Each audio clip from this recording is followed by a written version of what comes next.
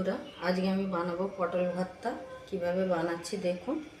ধুয়ে নিয়েছি, এবার আমি মুখটা কেটে নেব। মানে এইভাবে পটলগুলো চেঁচে নেব। সবকটা পটল এইভাবে আমি চেঁচে নেব। সবকটা পটল আমার চেঁচে নেওয়া হয়ে গেছে। এবার আমি এইভাবে মাঝখান থেকে ফালি করে নেব।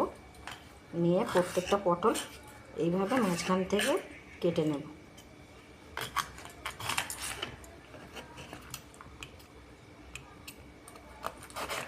এবার আমি কড়া বসিয়ে দিয়েছি, পটলগুলো দিয়ে দেবো কড়ার মধ্যে।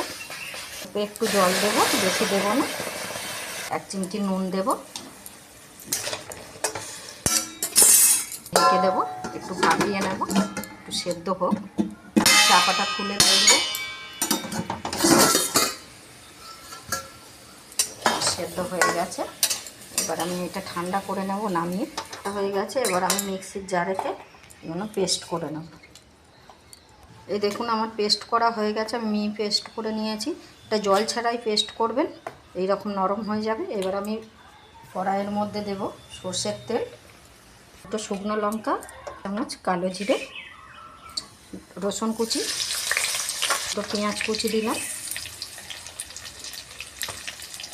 আমরা 8টা পটল ছিল, পটলের মধ্যে দেব কাঁচা লঙ্কা কুচি।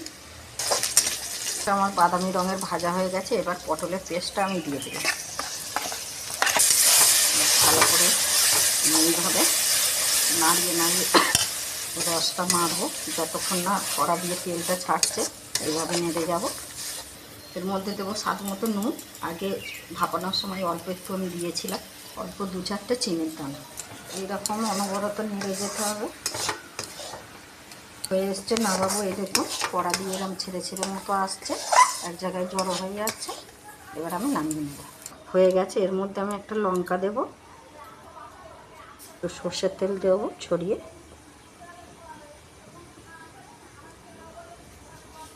হয়ে গেছে বন্ধুরা আমার আজকের রেসিপি পটল ভর্তা। এইভাবে আপনারা বানিয়ে খাবেন, গরম দারুণ খেতে হয়। ভালো লাগলে লাইক কমেন্ট শেয়ার। ইউটিউব থেকে দেখলে সাবস্ক্রাইব করবেন, ফেসবুক থেকে দেখলে ফলো করে পাশে থাকতে ভুলবেন না বন্ধুরা। রাখলাম, ধন্যবাদ।